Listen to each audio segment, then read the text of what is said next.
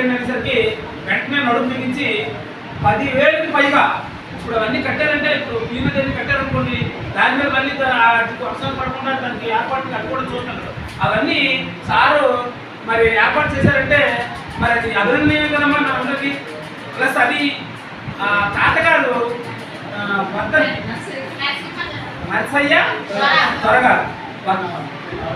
34వ వర్ధంతి నర్సయ్య త్వరగా. ఆ సందర్భంగా అన్నదమ్ములు కుటుంబ సభ్యులు అందరూ ఒకసారి మా పిల్లల దగ్గరికి వెళ్ళి ఒక 2 బిస్కెట్స్ ఇచ్చి ఒకరికి మాట్లాడి వద్దామని చెప్పి పాఠశాలకు సందర్శించారు. అవి కూడా ఎంతో కలర్స్ ఎలా ఉన్నాయమ్మా, ఆ కలర్స్ మేమంటే ఎవరిని వేసుకొని తీసుకొని రావాలంటే మనం వేసుకోలేము. మనకు ఒక దొరికినా డబ్బులు పోయినా అంత బాగా వేసుకుంటాం. ఫోన్ చేశారంటే అమ్మగారు సార్ వెంటనే గుడిగా వేసుకుని వెంటనే పంపించి వర్షమైనప్పుడు అక్కడ వెయిట్ చేసి ఆ సబ్సిడీ అనేది ఎంత బాగా వచ్చిందంటే నాకు ఎంతో హృదయానందంగా ఉంది నాకైతే ఆ మగం చూస్తే.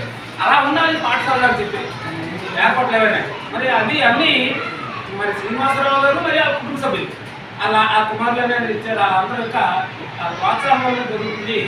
చాలా అభినందనీయం. మరి సార్ మాట్లాడి సార్ కదా మీరు బాగా చదివితే సార్